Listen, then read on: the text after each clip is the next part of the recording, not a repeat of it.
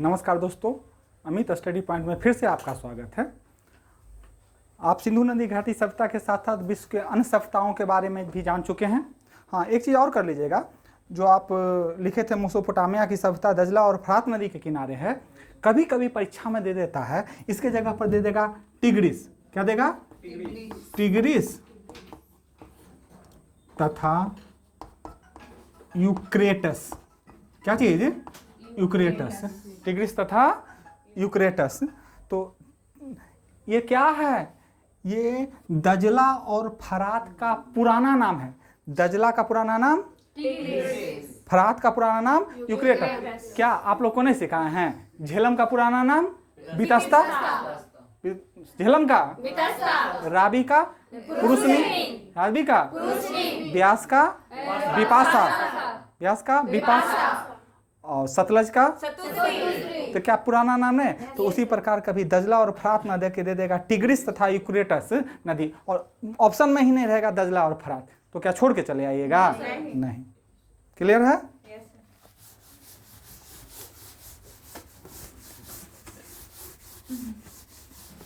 हम लोग ज्यादा फोकस किस सभ्यता पर करेंगे? सिंधु नदी घाटी सभ्यता पर। वो तो एक झलक दिखला दिए आपको, ठीक है ना। ध्यान दीजिए सर, जब हम सभ्यता के क्रम में बढ़ रहे हैं आगे, तो एक चीज़ आपके मन में आना चाहिए कि सर जब हम हिस्ट्री पढ़ रहे हैं तो सर हिस्ट्री कहते किसको हैं? हिस्ट्री। तो क्या आज का जो वर्तमान है वही कल का पास्ट या भूत बन जाएगा कि नहीं? यानी बीते हुए महत्वपूर्ण घटनाओं के अध्ययन को ही क्या कहते हैं? इतिहास। ठीक, बीते हुए ठीक है ना। तो इतिहास को अध्ययन की सुविधा के दृष्टिकोण से 3 भाग में बांटा गया। क्या भाग में बांटा गया? 3 भाग में बांटा गया है। और इससे भी क्वेश्चन पूछ लिया करता है। और इससे भी पहले जानिए कि फादर ऑफ हिस्ट्री यानी इतिहास के पिता किनको कहते हैं? हेरोडोटस। यानी इतिहास के पिता किनको कहते हैं? इतिहास को कितने भागों में बांटे हैं? 3 भाग में। एक pre historic period. Pre historic period मतलब प्रागैतिहासिक काल। प्रागैतिहासिक काल, इसी को कहते हैं प्राक इतिहास काल। तो प्राक में क्या होता है? पुराना। प्राक में क्या होता है? प्राग ऐतिहासिक काल या प्राक इतिहास काल, इंग्लिश में प्री हिस्टोरिक पीरियड। दूसरा जो विभाजन है उसको कहते हैं प्रोटो। का है इंग्लिश लिखा है, एक जगह देखा था ना कि हिंदी में लिखता है प्रोटो हिस्टोरिक, नहीं समझे तो गड़बड़ा जाएगा, तो इसलिए लिख दे प्रोटो हिस्टोरिक पीरियड। इसको बोलते हैं आद्य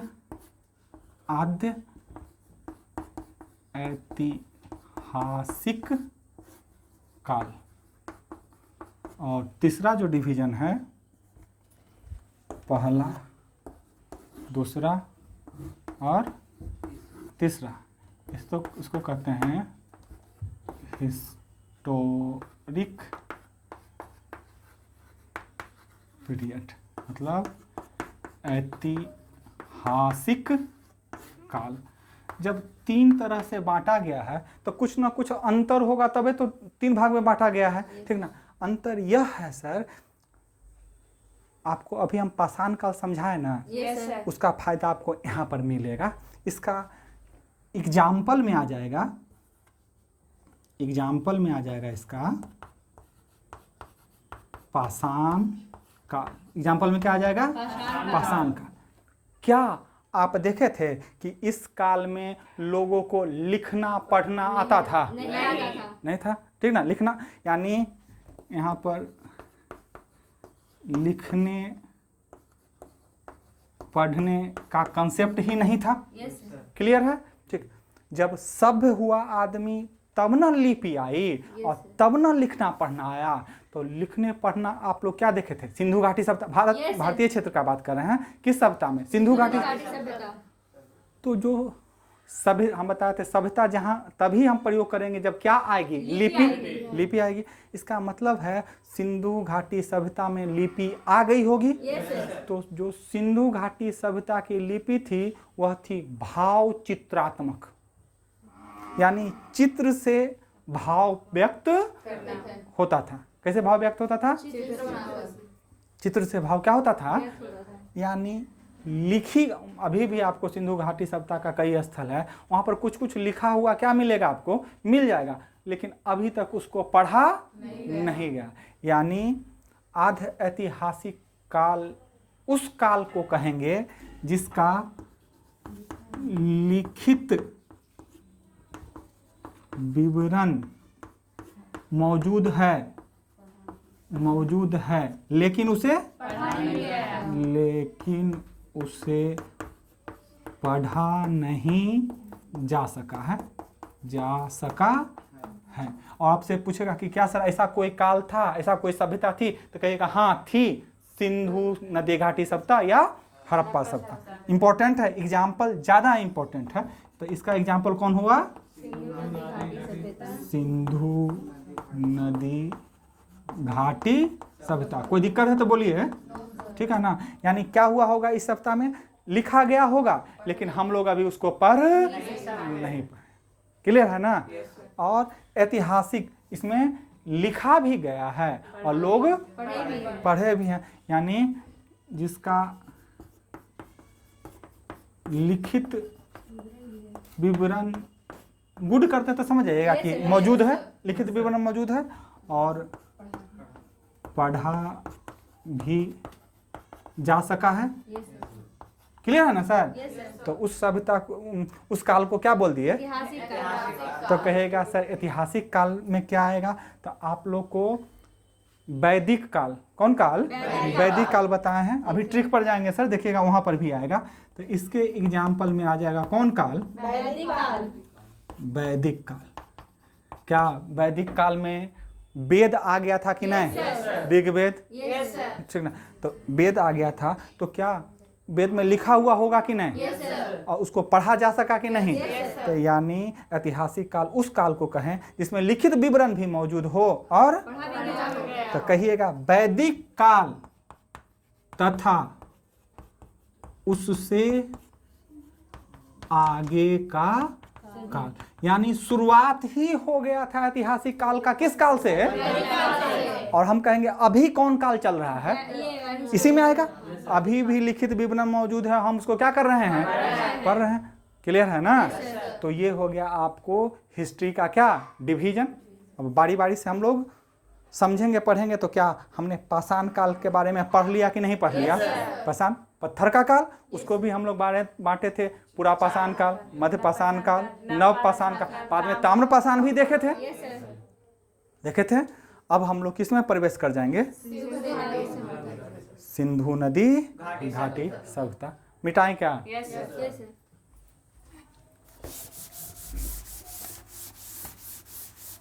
इतिहास के पिता हेरोडोटस।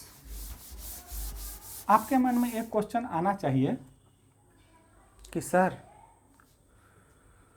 जिसका लिखित विवरण मौजूद है उसको तो हम जान गए किताब पढ़ के, लेकिन आपने पाषाण काल बताया, उसका लिखित विवरण है ही नहीं, तो हमको कैसे पता चला। सर आपने सिंधु नदी घाटी सभ्यता बताया या हड़प्पा सभ्यता बताया, उसके बारे में बताया कि अभी तक उसको पढ़ा नहीं गया है, तो सर हम जाने कैसे। आप जो बता रहे हैं कि सिंधु नदी घाटी में हड़प्पा था, मोहनजोदड़ो था, सबसे बड़ा नगर मोहनजोदड़ो था, पहला खोजा गया नगर हड़प्पा था, ये सब कैसे जाने सर, जब कहीं पर लिखा हुआ नहीं है तो हम लोग जाने कैसे, हमारे किताब में कैसे लिखाया। तो यहाँ पर जरूरी होता है कि आपको किसी चीज़, जिस चीज़ को जानना है उस चीज के स्रोत का आवश्यकता पड़ता है। किसका आवश्यकता पड़ता है? स्रोत का, सोर्स। जैसे अगर मोबाइल बनाया जा रहा है तो मोबाइल ऐसे ही बन गया होगा कि उसमें कई इक्विपमेंट लगे होंगे, उसी से मोबाइल का निर्माण हुआ होगा। तो इतिहास का, अगर हम इतिहास पढ़ रहे हैं तो उसका बात करें, अगर इतिहास को जानना है तो इतिहास का स्रोत चाहिए। तो इतिहास का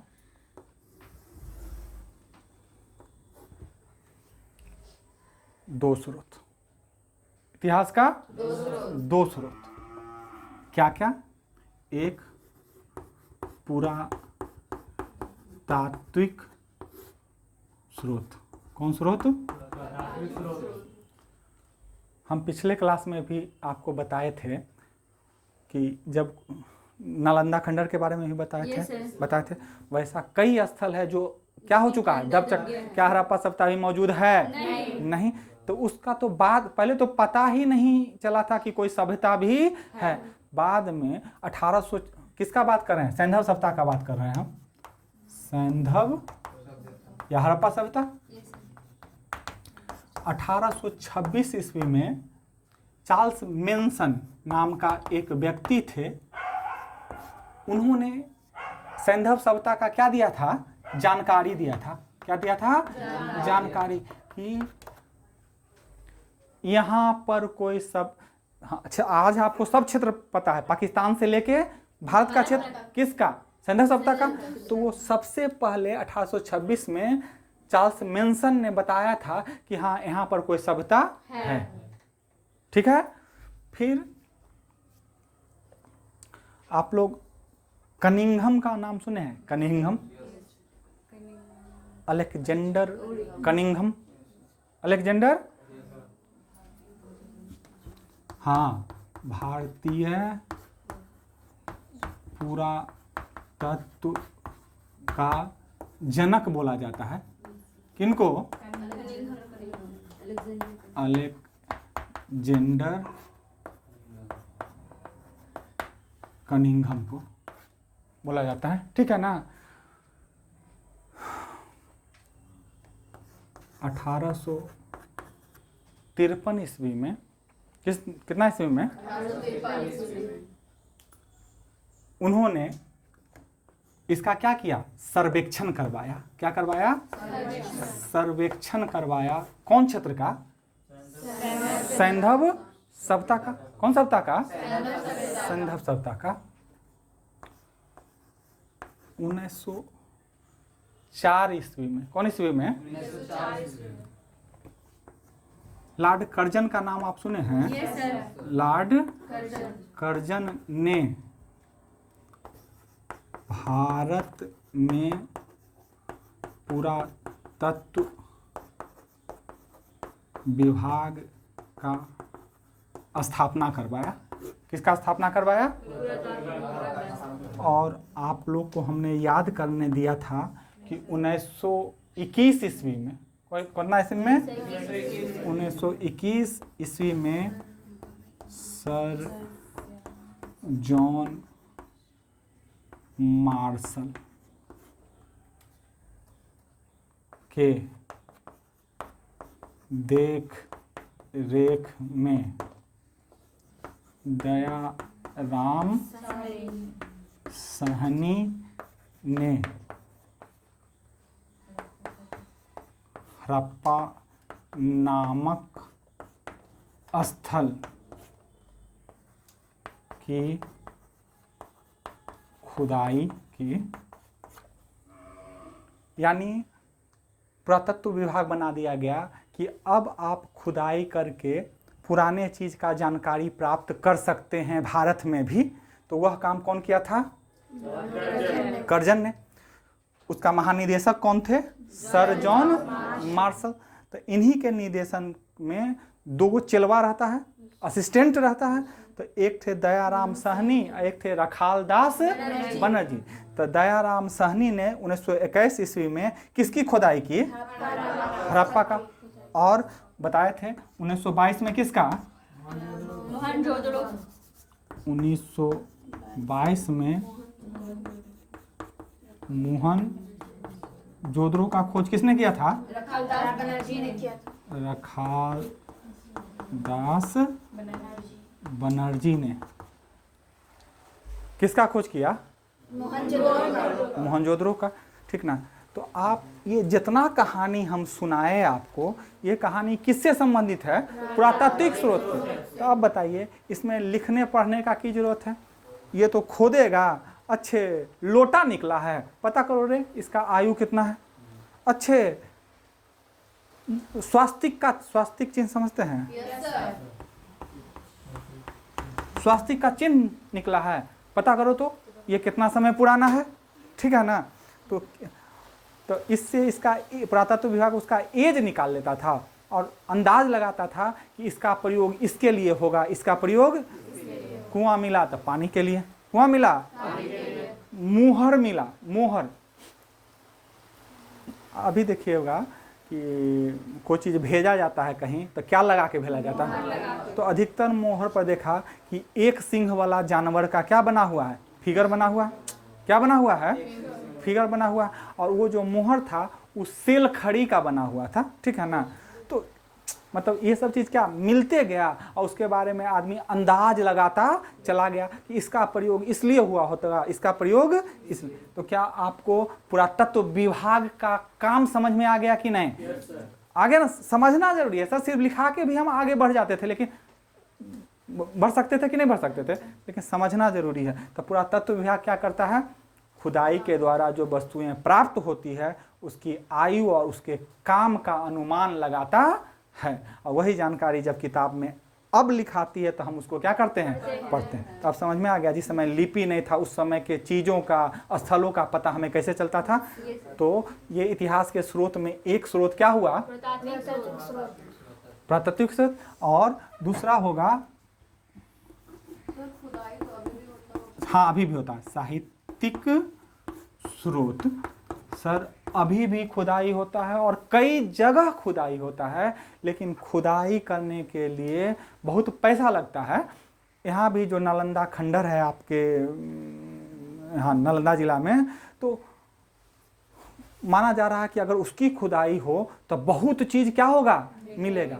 लेकिन सोच रहे हैं उतना बड़ा एरिया में खुदाई करने के लिए पैसा चाहिए। तो सर सरकार के पास जो टैक्स से या और चीज़ों से जो पैसा आता है उसको प्राथमिकता के आधार पर सरकार खर्च करती है कि पहले क्या जरूरी है? रोटी, कपड़ा, मकान, सुरक्षा, शिक्षा, फिर उधर जाती है। ठीक है ना। तो सर जैसे जैसे आर्थिक स्थिति मजबूत होते जाएगा, खुदाई और बढ़ता जाएगा और जानकारी लोगों को ही बढ़ती जाएगी। देख रहे हैं पहले हमारे देश का अंतरिक्ष में कोई योगदान नहीं था, अब चंद्रमा के जानकारी के लिए भी अंतरिक्षयान भेजा जा रहा है, सूर्य की जानकारी के लिए भी भेजा जा रहा है। तो जैसे जैसे हमारी अर्थव्यवस्था क्या होते जा रही है?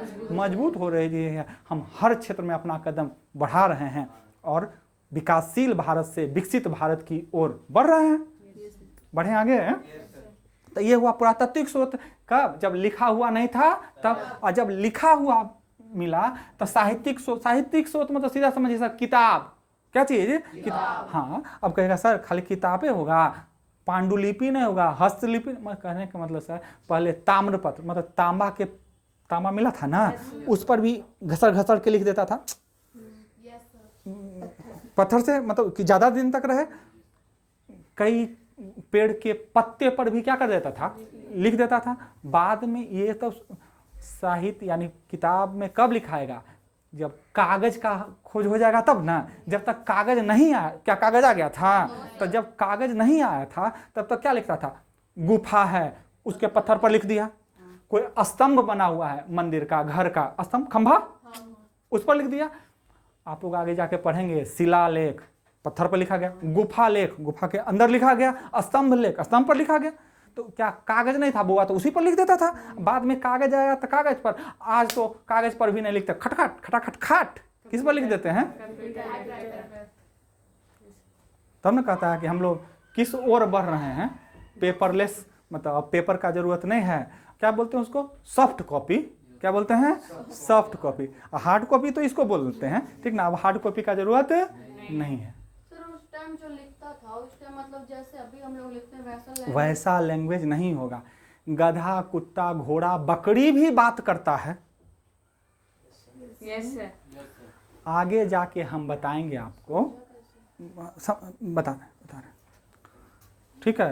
एकदम क्वेश्चन पूछना चाहिए, नहीं पूछिएगा तो समझिएगा कैसे। आगे जाके हम बताएंगे कि मगध राज महाजनपद में 16 महाजनपद बताए थे। क्या बताए थे? 16 महाजनपद बताए थे। उसमें से सबसे सबको पछाड़ के सबसे बड़ा महाजनपद कौन बन गया? मगध जनपद बन गया। उसी में बिंबिसार के बारे में बताए थे। बिंबिसार, अजातशत्रु, फिर होते होते होते होते मौर्य वंश जब आता है तो चंद्रगुप्त मौर्य, बिंदुसार, फिर अशोक आता है, ठीक। तो चंद्रगुप्त के बारे में कल अच्छा कहानी सुनाए थे आपको, सुनाए थे ना। तो चंद्रगुप्त की शादी किससे करवाए थे? कार्नेलिया से करवाए थे। कार्नेलिया, उसी का दूसरा नाम हेलन भी है। किसका? कार्नेलिया का। तो कार्नेलिया सेल्यूकस निकेटर की बेटी थी, ठीक ना।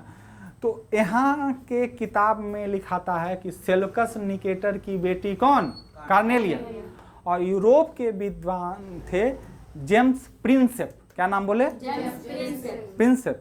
उन्होंने कहा कि सेंड्रोकोटस का विवाह कार्नेलिया से हुआ था। किसने कहा?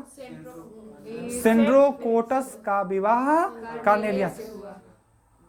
अब इसीलिए ना कहते हैं, सुनते हैं अटल जी 13 भाषा के जानकार हैं, फलना आदमी 8 भाषा का जानकार है, और आप, हम या जो आदमी कम भाषा जानते हो तो उसी भाषा में लिखा हुआ चीज़ ना समझ पाइएगा, ठीक ना। तो जो जेम्स प्रिंसेप हैं उन्होंने यूरोपीय इतिहास के किताब को भी पढ़ा और भारतीय इतिहास के भी किताब को पढ़ा। तो भारतीय इतिहास में के किताब में लिखा होगा कि कार्नेलिया का विवाह चंद्रगुप्त मौर्य से हुआ, और यूरोपियन बुक में लिखा हुआ है कि कार्नेलिया का विवाह सेंड्रोकोटस से हुआ। और जब उन्होंने दोनों, कार्नेलिया एक गो ना सर, सेल्यूकस निकेटर की बेटी कौन? कार्नेलिया। तो उन्होंने कहा अच्छे, इसका मतलब जो चंद्रगुप्त मौर्य है वही क्या है? सेंड्रोकोटस।